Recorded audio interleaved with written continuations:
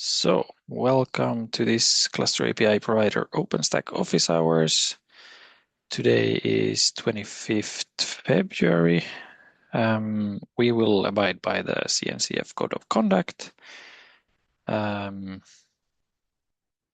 and I think that's about it. So, I put first agenda point, V1 Beta 2 progress.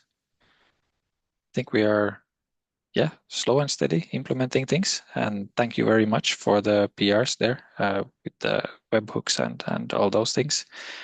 I managed to review that one just now and had just a minor comment. But what then? What happens after? I haven't checked really where we are in the issues. What would be the next step after the webhooks? Right. So after this is yep. Wait, is that the one? No, no. There's Yeah, another one. there's another one. Okay, wait. Is it linked? Yeah, it's linked in the main issue. Wait, I will just go here. So that was the one I looked for.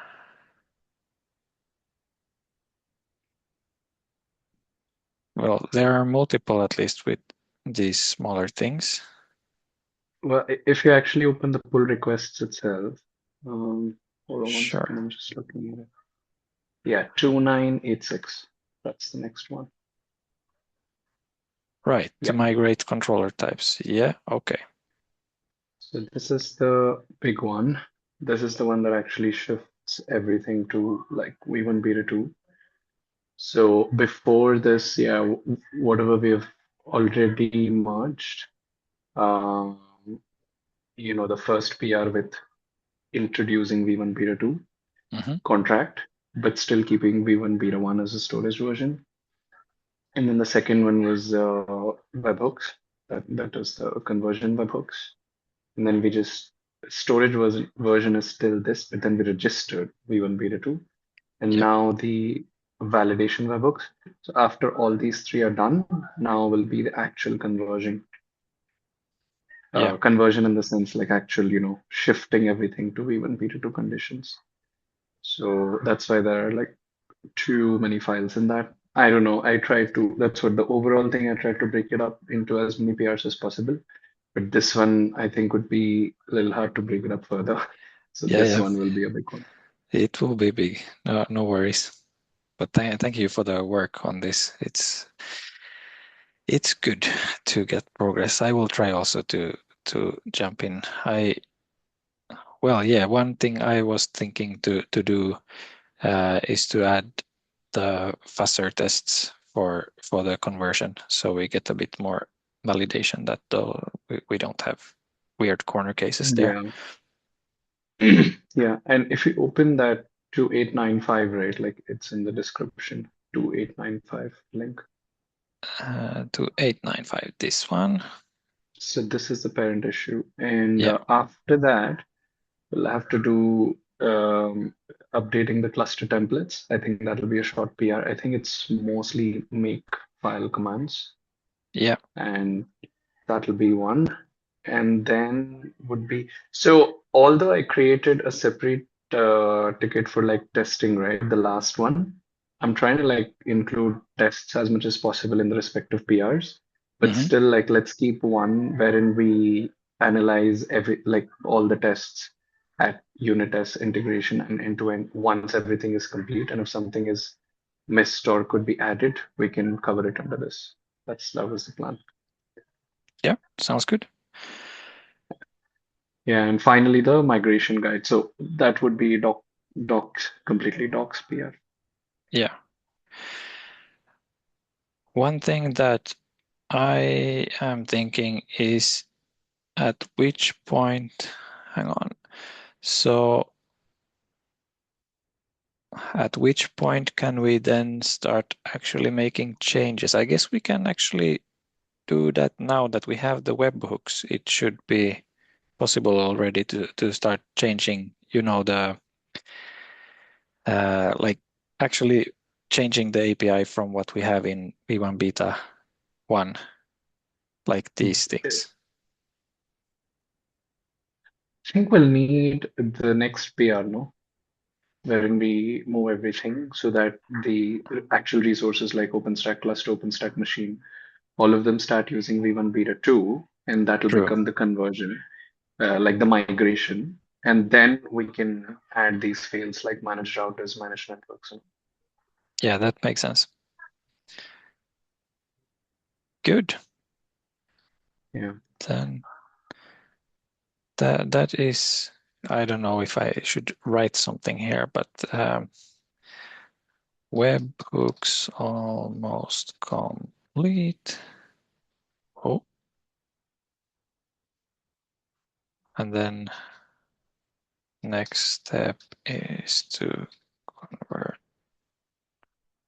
migrate to use the types in the controllers. Yeah, maybe I should actually, not that one. I should just link to this.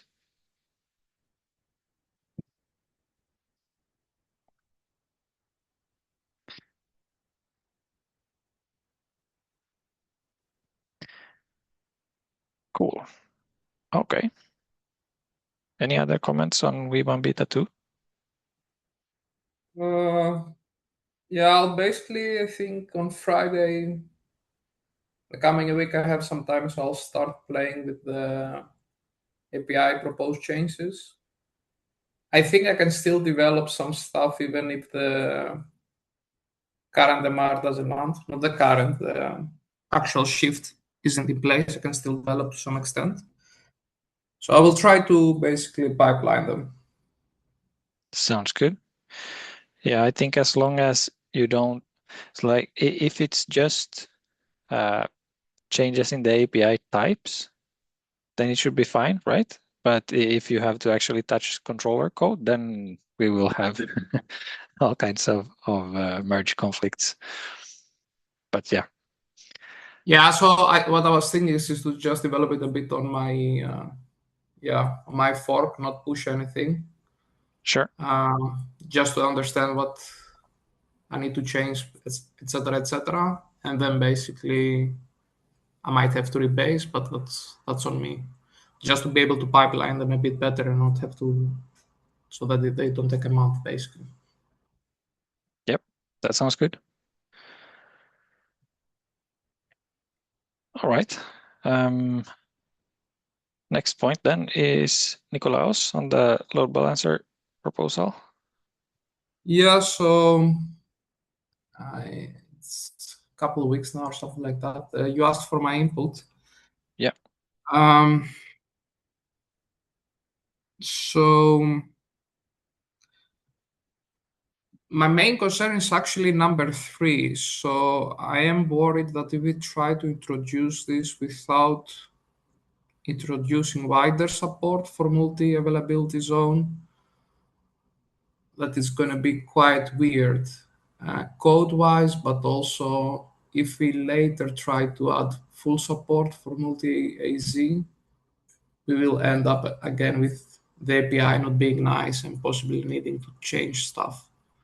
I'm not 100% sure that's going to be the case, but I am a bit concerned about that, basically. Yeah. Do you have access to some environment where you can properly test? No. No, that's another thing for me. Yeah, I also that's my mentioned it. issue. End-to-end tests is going to be a nightmare. Yeah, that's my issue also. But yeah, I don't know. It feels to me if we do it this way, then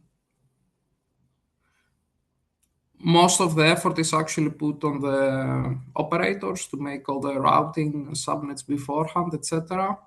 And the moment we as Capo want to do some of this stuff, we're probably gonna hit problems on the API level. That's my feeling. Other than this is going to be a huge change in itself and hard to test. But yeah. Yeah, I think I'll try to get some input from Mandre and Stefan. They should have plenty of experience with OpenStack itself and what would sort of make sense on that end. So I'm hoping they could also have some insights here. But yeah, I do share your concern. We have in the E2E, we have one test with 2 availability zones, but it's not like everything there, I think. Need to check. It has a smaller scope, I think, yeah. But it's just for basically worker nodes, if I'm correct, something like that. So yeah, expanding this to load balancers, different subnets, all these things, it's going to be interesting. Yeah, absolutely. And if we want to get this ready, like in time for V1 Beta 2, then it's quite. I don't know if I'm gonna have the cycles for this. Like if I do the other API changes, I think that's my available time, basically. Let's say. Yeah. And this in and itself focus on that. is it's a big change. Yeah. I will need to dig into this a bit more at some point, but I want to focus on like the stuff that we know pretty well for V1 Beta 2 first. Yeah. I'll see if I can get some time, and as mentioned, I'll try to get from the other maintainers also something. But yeah, I'm not sure if we can move forward with this easily.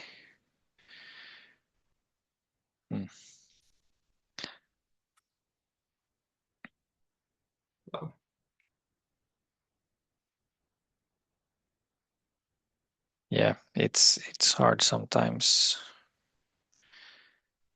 I think what would be needed, we would need basically some way to properly test these things so we can actually see if it's working or not.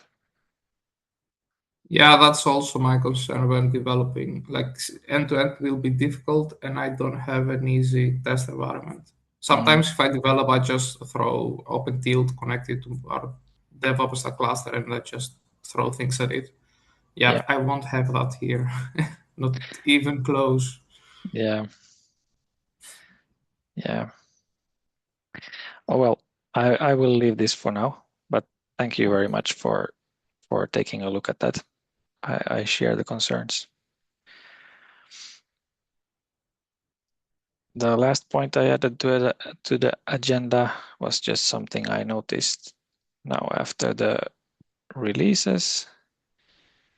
So sometimes we get a red cross here, and that basically always is that this nightly build, or no, not nightly. Well, we run them nightly and on every merge or something like this.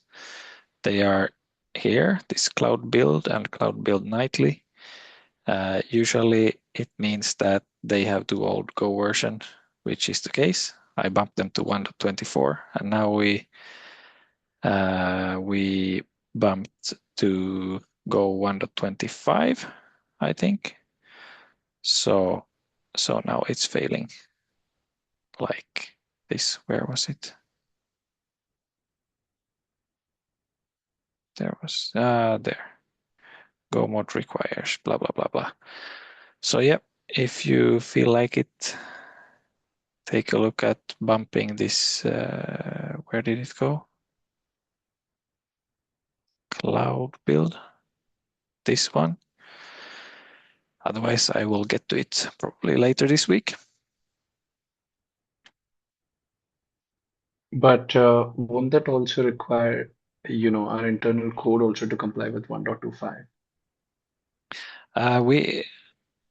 I mean, we are running now with 125 on the I main see. branch. Okay. So yeah, so the issue is I bumped this to 125 because 124 is now end of life, and I want to avoid bumping these versions on the release branches. So for example, 0.14 is on 1.24 and it will stay on that, so we don't break anyone.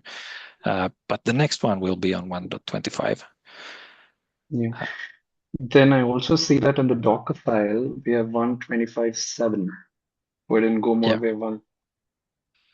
If you Yes. want to Yeah. This is often confusing. So yes. this is like the required It's version. 125. Yeah. Yes. Yeah. 125, and we shouldn't really bump the patch version here because it should not matter anyway. Yes. But if you Some give it as 125, then the compilation fails itself because it expects it in that yeah, format, right? yeah, Yeah. something like Just that. remember. Yeah.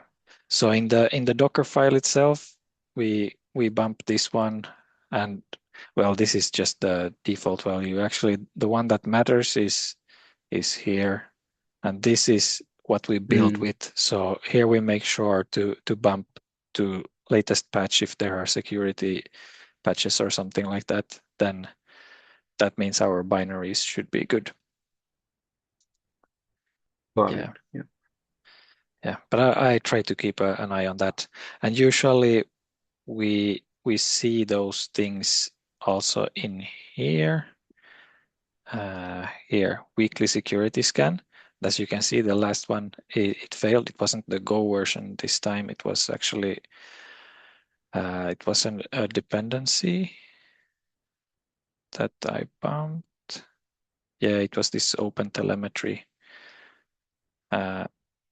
So this I have bumped. But here we sometimes we also get Go version patches that needs to go in. So I usually check this on Monday and then do whatever patching is needed.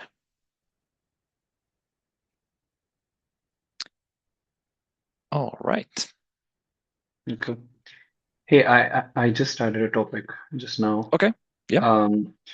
So this is just more like a question. We are trying to simulate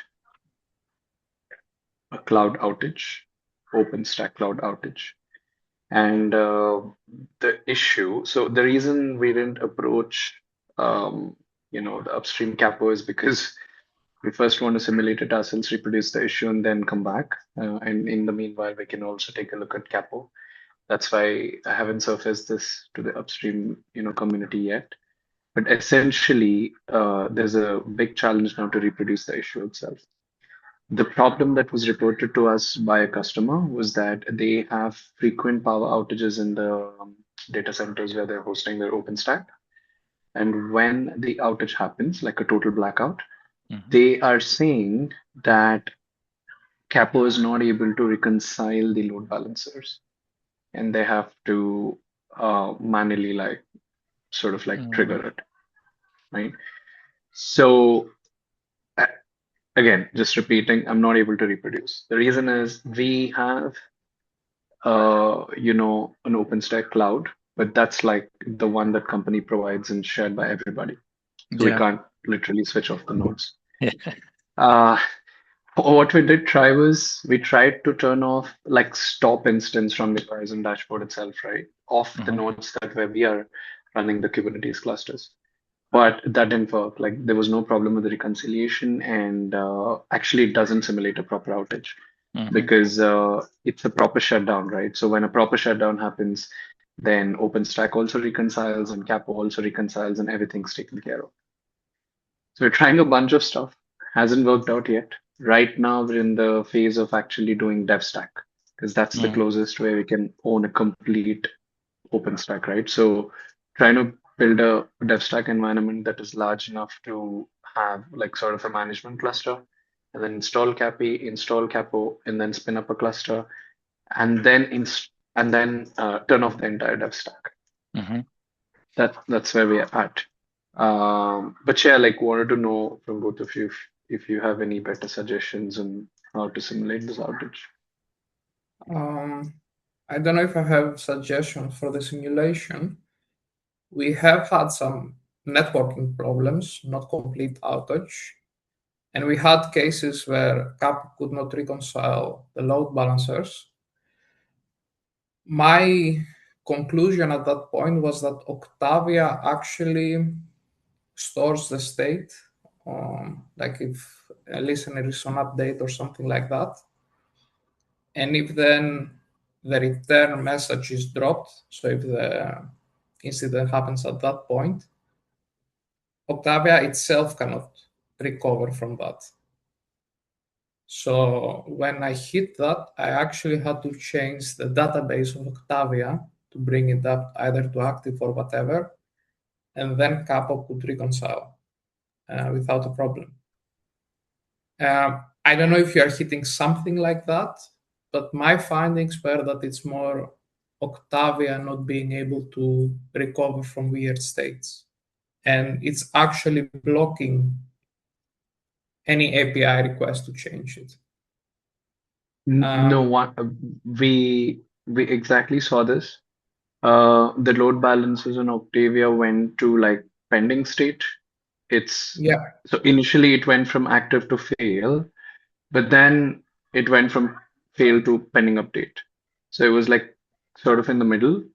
But what happened, unfortunately, was we had volume issues also on the dev stack. So it kind of got messy, and we were not able to, 100% say that Octavia was the reason. But yeah, it's good to hear that, right? So yeah, this is one of the things that I want to isolate, that the issue is towards the OpenStack end, or the issue is towards the Capo end, right? Okay, that's interesting. Yeah. So I can also add, I have seen, I think, twice in our environment that something has happened. I don't know the background, but load balancers end up in error state. And then, of course, Capo won't do anything. One time we got it moving again by deleting the load balancer, and then Capo recreated it. Fine. The second time I talked to someone that worked with this OpenStack environment, and they were able to do some kind of mitigation. They said that it didn't run automatically, that like they had to trigger it. I don't know what it was, but that made it come back actually from this error state. Yeah.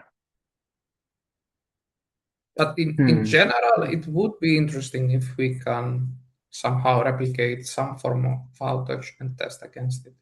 Like if we Yeah, have a I way to agree. simulate it on DevStack, it would be super interesting to be able to test against it. Yeah, I yeah, agree. I mean, this is getting so complicated that literally we thought we'll write up an entire blog for this, because yeah, to do this is okay. And just in case we do isolate this to OpenStack and Octavia, it's better to raise a ticket there, right? Like to like log an issue or whatever. Yeah, I Yeah, think so. So at least what I saw was Octavia was blocking anything, any change on API level when a member or a listener was stuck on pending update. I Hmm. wasn't able to find any way from an API level to unclutter it, basically. And even some Okay. health checks I tried to do from Octavia also didn't um, change it. So I really had to do database stuff. But yeah, if the Octavia API blocks for anything on API level, then yeah, there's not much we can do on Capo, I think. yeah. Yeah. Yeah, makes sense. Yeah. All right, yeah. Thanks, guys. I'll keep you updated. We're trying to reproduce that. If it happens, like I said, like we'll probably write up something and then share that with the wider community as well. That would be nice, Nice. actually. Yeah, thanks. Okay.